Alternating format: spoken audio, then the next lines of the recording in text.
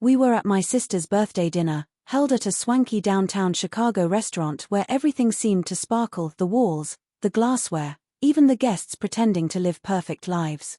Everyone looked like they were attending a mini wedding, tailored suits, high heels, dresses that shimmered under the lights. The atmosphere was loud and chaotic, alive with laughter, stories, and wine flowing freely. Sitting right next to me was my husband, Daniel. Calm, composed, a stark contrast to the wild energy surrounding him. He always carried himself with a quiet confidence, the kind that demanded no attention to be noticed. He sat upright, listened attentively, smiled politely, chimed in occasionally, but compared to my sister's boisterous friends and their dramatic tales, he seemed almost invisible. And maybe that invisibility sparked something foolish inside me. A tiny, reckless impulse to provoke him, just to see if I could elicit a reaction, coax out some emotion, make him the kind of bold, loud man these dinners seemed to spotlight. I had no idea how much I would regret it. The trouble began when the conversation shifted to romance and effort in relationships. My sister's newly engaged friend was gushing about her fiancé, painting him like a real-life Disney prince: monthly trips, surprise gestures, handwritten notes, massages, flowers delivered to her office. Other couples laughed, teased, and compared little romantic efforts. Then someone asked, "Who's the most romantic guy at this table?" She squealed and pointed at her fiancé, and applause erupted around the table. And then, someone, I don't even recall who, turned to me with a joking grin. "So, how's your husband keeping you happy?" It was meant to be playful. I could have easily said, "He's wonderful," and moved on. But something inside me, ego, insecurity, sheer stupidity, pushed me toward the worst possible answer. I raised my wine glass, smirked, and said loud enough for everyone to hear, "Honestly, I think I need a new husband." Laughter rippled immediately, but it wasn't genuine. It was the kind of forced laugh people give when they don't know whether to laugh or feel awkward. I sensed the discomfort, but instead of stopping, I fanned the flames. I tapped Daniel's shoulder and added, "Seriously, if anyone knows a guy who listens and actually takes initiative, send him my way." My sister's face tightened instantly. She knew I'd crossed a line. Her fiancé looked away.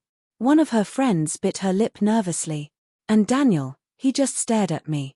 Not angry, not hurt, but with a chilling kind of stillness I had never seen before. A silence that carried weight. It unsettled me in a way I didn't understand yet. He set down his fork slowly, deliberately. No fidgeting, no rushing, no blinking faster. The calmness of a man who had just stopped caring entirely. He wiped his fingers on a napkin, placed it neatly on the table, and when he finally spoke, his voice was low, steady, and sharper than I'd ever heard it. "Well," he said, "if you're taking applications, I'll happily vacate the position tonight." The air around us snapped. The restaurant noises, clinking glasses, background music, nearby chatter vanished. The room became so quiet you could hear a pin drop. He wasn't finished. Leaning back slightly, eyes locked on me, his tone icy and controlled. "You joke about needing a new husband, but maybe you should think about why your husband stopped trying in the first place." Someone across the table gasped softly. My heart pounded. His words weren't loud, but they were devastating. He continued, "You've spent so long mocking, belittling, turning everything into a joke, you forgot that eventually people stop wanting to play along. If you think disrespect makes you funny, then it's no wonder you're looking for replacements. You don't know how to value what you have." I tried to speak, voice trembling. "Daniel, I was just..." He raised a hand gently, instantly silencing me. "No. Stop. You weren't joking. You meant it enough to say it publicly."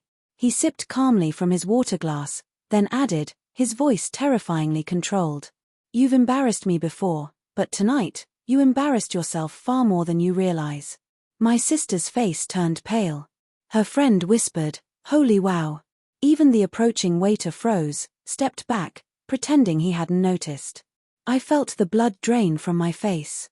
I had never seen Daniel like this, not once in all our years together. He wasn't angry. He was done. Truly done. He rose. No dramatic gestures, no slamming, no theatrics. He adjusted his jacket, placed his napkin beside his plate, and looked at me with unmistakable finality. "You want a new husband," he said quietly. "Good. Because after tonight, you won't have to pretend anymore." My throat tightened. "Daniel, please." He didn't even turn fully toward me. "That's the problem. You only say please after the damage is done." And then he walked out. No yelling, no scene, no anger. Just a quiet, devastating exit. The table remained frozen for nearly a full minute. My sister stared at me in disbelief. Her fiancé muttered, "Damn, he really meant that." Someone whispered, "Why would you say that to him?" I shrank in my chair, heat burning my face, as the reality of what I'd done sank in. I had pushed away the one person who had always stood by me. I had mocked the man who had supported me through everything. I had turned him into a joke, and he finally stopped letting me. The restaurant noises gradually returned, but the shame didn't fade. It only grew heavier, more crushing. Daniel's icy words weren't just a clapback, they were a breaking point. One I had created with my own careless words. For the first time, I realized, I might have actually lost him.